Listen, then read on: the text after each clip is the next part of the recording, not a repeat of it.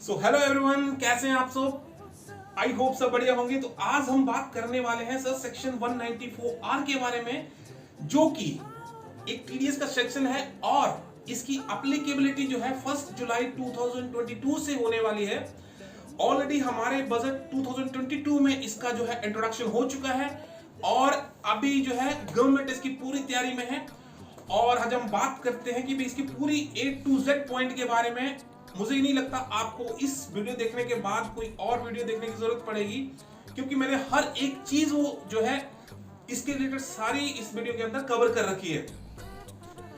सबसे बड़ी बात यह है कि सर गवर्नमेंट जो है इस सेक्शन को, ये टीडीएस के सेक्शंस को क्यों बढ़ावा दे रही है, क्योंकि गवर्नमेंट के पास ये एक ऐसा वेपन्स है जिसको लेके उसके पास हर एक पर्सन को कैच करने का जरिया है, उसके पास हर एक तरीका है उसको पकड़ने का। क्योंकि अगर आपने टीडीएस काट दे, कोई आपको किसी भी कंपनी से अगर आपने पेमेंट लेनी है, अगर उसने आपका टीडीएस काट लिया तो सर कहां जाओगे आप, क्योंकि आपको पता चल जाएगा कि गवर्नमेंट को पता चल जाएगा टोटल आपने कितने लाख की जो है इनकम आई है आपके पास और कितना टीडीएस कटा है।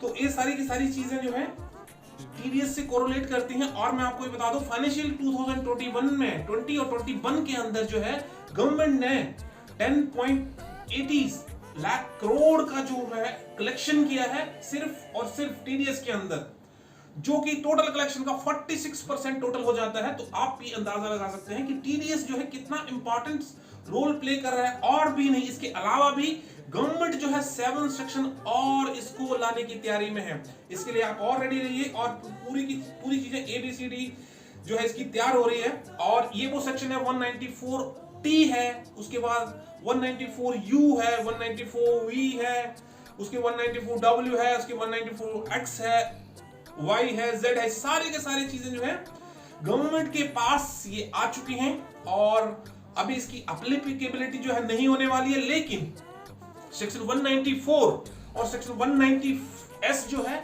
इसकी एप्लीकेबिलिटी जो है 1 जुलाई 2022 से होने वाली है। और आप इस चीज के लिए रेडी रहिए, सो दैट आपको कोई भी इस चीज के लिए इंटरेस्ट या बाकी सारी चीजें जो है पे करने नहीं पड़े या पेनल्टी जो है नहीं देनी पड़ी। इसके लिए आपको बिल्कुल रेडी रहना है। इस वीडियो के अंदर हम सिर्फ सेक्शन 194R के बारे में बात करेंगे, जो की सेक्शन है कोई भी बेनिफिट्स और परक्विजिट अगर आप दे रहे हैं किसी को बिजनेस और प्रोफेशन के अंदर, तो सर आपको उसका टीडीएस काटना होगा, आप इससे स्किप नहीं करोगे। ये गवर्नमेंट का कहना है। अगर आपने ऐसा किया तो आपके ऊपर जो है रिस्पॉन्सिबिलिटी आएगी। जितने भी इंटरेस्ट हैं, जो भी उसकी पेनल्टीज हैं, वो आपको सारी की सारी बेयर करनी पड़ेगी। सो बी केयरफुल, क्योंकि अगर अमाउंट जो स्मॉल होगा तो उस केस में ज्यादा इंटरेस्ट का कोई नहीं, कोई 5-10 हजार रुपए दे दिया। लेकिन जहां पे ये वॉल्यूम ऑफ ट्रांजैक्शन बहुत ज्यादा हाई होता है, उस केस में इंटरेस्ट भी जो है बहुत ज्यादा बढ़ जाता है। तो I am requesting you, do not such a kind of blunder. So in such A case you will not find any penalty और इंटरेस्ट और other delay something like all this sections. ठीक है, आ जाते हैं अभी मेन मुद्दे की बात पे। इसकी जो एप्लीकेबिलिटी है 1 जुलाई 2022 से होने वाली है। ये हमारा लेटेस्ट हार्डली का जो बजट है उसी के अंदर जो है इसको अनाउंस किया गया है। उसके बाद क्या सर इसकी जो एप्लीकेबिलिटी हर एक इंडिविजुअल एचयूएफए होगी? नो माय डियर सर, ये जो एप्लीकेबिलिटी है वो सिर्फ इंडिविजुअल एचयूएफए नहीं होगी अगर वो पर्सन, उसकी ग्रॉस टर्नओवर है या ग्रॉस रिसीट्स जो है बिजनेस में 1 करोड़ से अगर नीचे है, फाइनेंशियल ईयर बैक लास्ट वाले फाइनेंशियल में 1 करोड़ से नीचे है, तो उसको जो है टीडीएस काटने की जरूरत नहीं है। और अगर बिजनेस और प्रोफेशन में है पर्सन, अगर उसकी 50 लाख से कम रिसीट्स है, ग्रॉस रिसीट्स है, तो उस केस में उसको कोई भी टीडीएस काटने की जरूरत नहीं है। लेकिन अगर वो पर्सन लास्ट ईयर में, चाहे वो इंडिविजुअल भी है, अगर उसकी ग्रॉस रिसीट्स या टर्नओवर 1 करोड़ से ऊपर चली जाती है, तो उस केस में उसको टीडीएस काटना जरूरी है।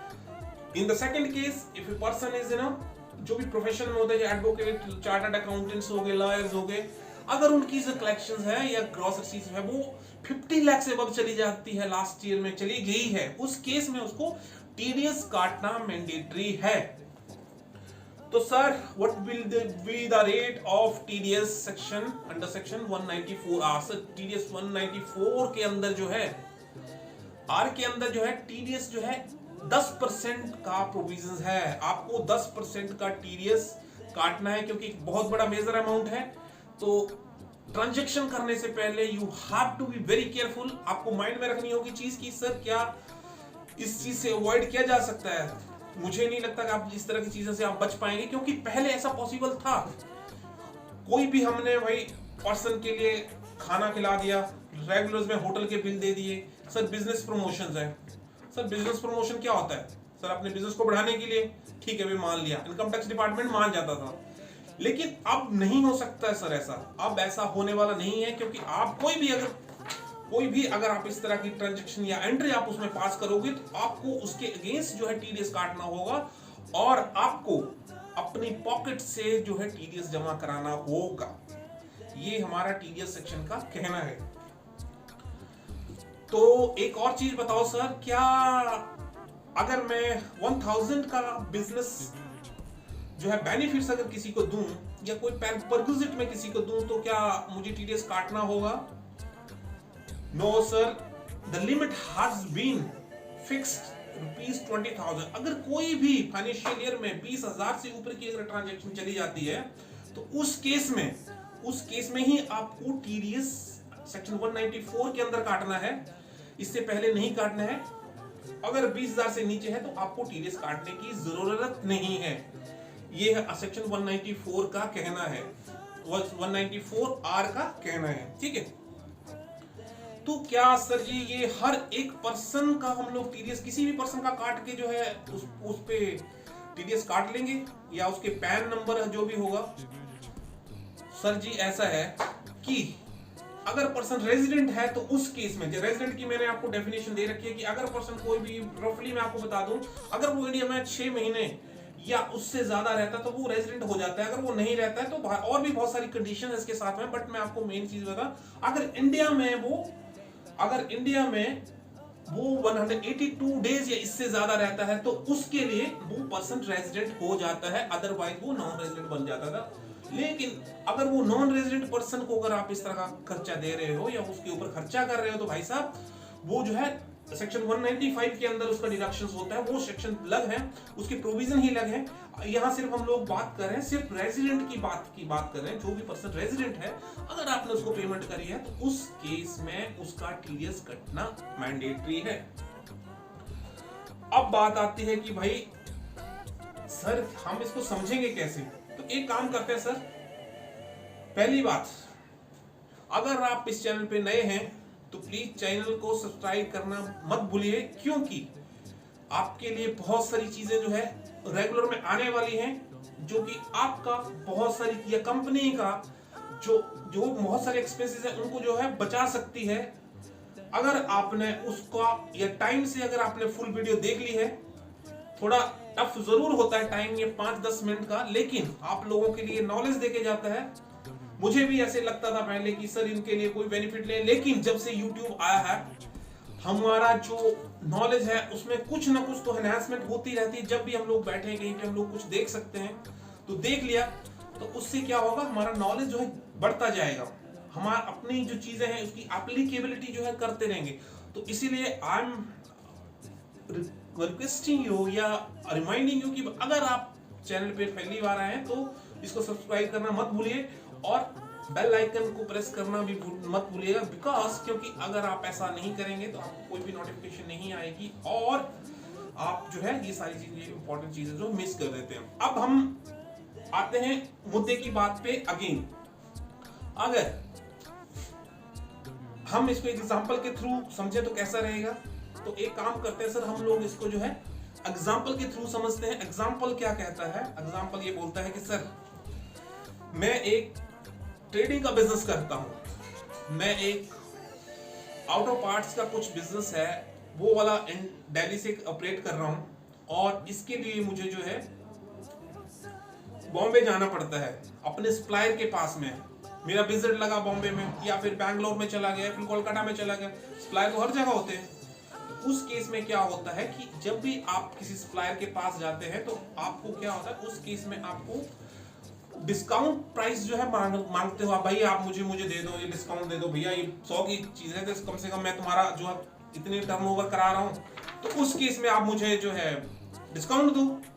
तो सप्लायर क्या बोलता है, सर जी ऐसा है मैं आपको डिस्काउंट तो नहीं देने वाला, आप चाहो तो माल कहीं और से ले दो, लेकिन मैं काम के लिए काम कर सकता हूं कि जब भी आप आओगे मैं आपके लिए बहुत बेनिफिट जो है वो मेरी तरफ से आपके लिए रहेंगी।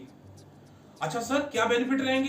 सर बेनिफिट ये रहेंगी कि मैं आपका जो है जब भी आप बॉम्बे में आओगे, यहाँ पे कोई भी आप सप्लायर जो भी अपना ऑर्डर वगैरह है चेक करने के, मटेरियल चेक करने के लिए, तो उस केस में मैं क्या करूंगा, आप लोगों के 5 स्टार का होटल का खर्चा मेरी तरफ से है, जितनी भी कैब के खर्चे हो रहे हैं मेरी तरफ से होंगे, कोई भी खाना पीना होगा लविशली होगा वो मेरी तरफ से होगा।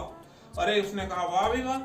तो उस केस में क्या होगा भाई, बिजनेस की तो मौज होगी, बिजनेस ने तो एंजॉय किया, उसका तो कोई टैक्स नहीं बना वहां पे, क्योंकि उसने वहां एंजॉय किया, उसने वहां पे खर्चे में डाल दिया, कहानी खत्म।